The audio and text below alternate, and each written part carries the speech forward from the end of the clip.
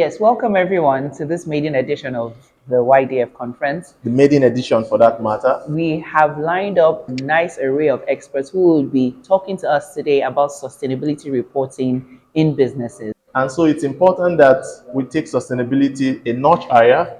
And so bringing it as a topic at the maiden edition of the YDF conference cannot be overemphasized. So long as you have this ethos of sustainability in your business, the chances are the business is going to be sustainable, make money for the owners, take care of the environment, is going to be a good corporate, social responsible company. It's really important for businesses, and I think people should imbibe that culture. And it is important, therefore, to build strong institutions to ensure that we have a stronger economy. I tell people that sustainability is about responsibility.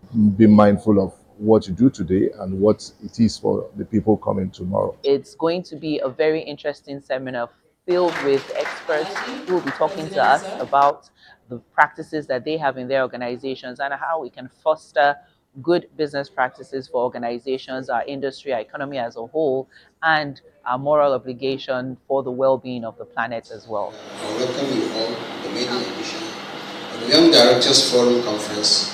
The theme, Building a Sustainable Business, the Place of Sustainability Reporting. I'd like to extend a hearty welcome to our distinguished guests, associates and friends who have joined us physically today and online to celebrate this landmark occasion. To discuss a very appropriate topic, which is sustainability, and its emphasis today is on businesses, that future generations are able to have them. And I keep saying, I will live long. So if I have a business that will survive me after 150 years. So that word sustainability has been my watchword. Sustainability involves programs, actions, and initiatives. It covers 4 distinct areas, and what is actually the entire area of life: human, social, economic, and environment. So have you asked yourself why many businesses in Nigeria don't thrive into the long term? When they even started, did they think about staying into the long term in the first place? So from your visioning, right, you must be long-term oriented. So you can see here that it's saying our aim is maybe to, you can see, to engage the number of stakeholders you have been able to identify in terms of the various ESG issues. So you can see here, you have your list of stakeholders. This is the template, and that's why I said that it's no different from a SWOT or a pestle. But it's a pestle or a SWOT that is focused around your ESG aspects. And so you can see here that you have your internal, your external. And then what information are you getting from them? Is to say, okay, looking at the E, the S, the G, what are the critical issues you feel for our business or things like that? About every year that passes, more than 5 million Nigerians are becoming of working age. So we have a tremendous amount of young people. Now the question is, are we creating enough opportunities for them, right? Most people have left the farms, right, to come into the cities in search of better economic opportunities, and that is severely putting a ton of strain and stress on non-existent or weak infrastructure that we previously even had before. So if you look at, there is no city that exemplifies that more than Lagos, right? Tens of thousands of people coming in every single day in search of jobs, opportunities, etc. But the state's infrastructure is nowhere near able to meet that demand. For a lot of startups, there are different kinds of funding available. There are angel investors. They want to invest in your business. They want to see what you are doing. And that is why, especially for people running small businesses, put yourself out. Let the whole world see what you are doing. You will be shocked. Somebody is seeing what you are doing. I was in Abuja the whole of last week. We've put out information about the conference we are having next month. I received a cold call. Somebody said, "Oh, we saw what you are doing and we are interested, but we went online. We didn't see your online representation. Can you give us more information?" Immediately, I called the person constructing the website. Please, please, please, complete whatever you are doing. If there is correction, still put it there. We'll correct later. What I'm saying is that put yourself out. Somebody is interested in what you are doing, and before you know it, there are angel investors. They have this fund. They want to invest, but they want to see what you are doing. Then, apart from that, there are also social investors. They are interested, they have funds, they want to invest. Of course, they are going to make money as well. But clearly, they don't just want to invest, they want to see what people are doing before. So you need to understand and evaluate your impact on your environment. You need to understand and evaluate your impact on people, on your communities. You have to think about the medium to long-term effects of every single aspect of your innovation, your organization, your supply chain, your value chain. You have to map all of this and deeply understand the impact that it's having and that you are having on your environment, right?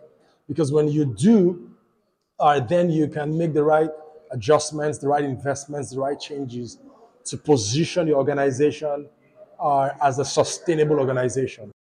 So it's not just a nice thing to do anymore, right? It's a critical requirement for success going forward. So embracing ESG principles, that is environmental sustainability and governance principles in terms of how you work, how you operate, the value you create, will increasingly determine how successful and how impactful you are as an organization going forward. My name is Tunji Ebanji.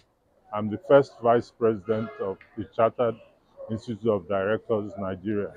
This is a very, very important subject, and it is something that all of us need to pay a lot of attention to. For business owners, innovators, MSMEs, or startup founders, and anyone who's trying to build and scale an organization or a company, it's extremely important to think very critically about ESG and also about sustainability, right? Because the world that we live in today, ESG, your climate impact, your GHG emissions, are increasingly becoming extremely important and will increasingly determine how successful you are as an organization. It's very important.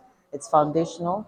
It's an issue now that all businesses need to pay attention to. Sustainability in business in Nigeria has come to stay. And increasingly, there's more and more regulation, more and more legislation that is going to govern and drive, sustainability. If you want your business to be sustainable, it's really about good stewardship of all the stakeholders in your business. That includes the environment, it includes your producers, the people in your value chain, it includes your employees, it includes also your distributors, and also, of course, your consumers. I'm sure that we now have businesses that will survive their owners for several generations. It's about infusing both responsibility as well as additionality at every single stage of your production process or your service delivery process. Sustainability is the key in the business in the world today. Sustainability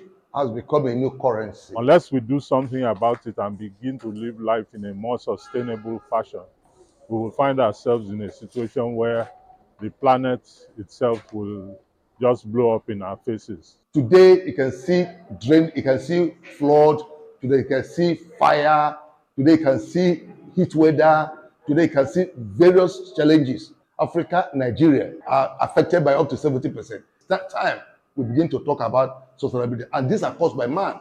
We're cutting down trees, we're burning gases, we're burning dustbin instead of throwing them. We're doing them ignorantly, but it's affecting the environment. Therefore, if you don't address them, the calamity is going to be consequential. For whoever is interested, they can look at this magazine. There's a lot of interview with Mrs. Omobolanle Victor Olaniyan, who is a specialist with Access Bank. The magazine is free. So when we think sustainability in our day-to-day business, we think eco-friendly. It helps us to put on our innovation cap, right? And as we put on that cap, what happens? We think about our businesses differently and we do our activities differently. It's becoming a buzzword, but we want to ensure that our participants and the audience and those of you watching understand what sustainability does mean.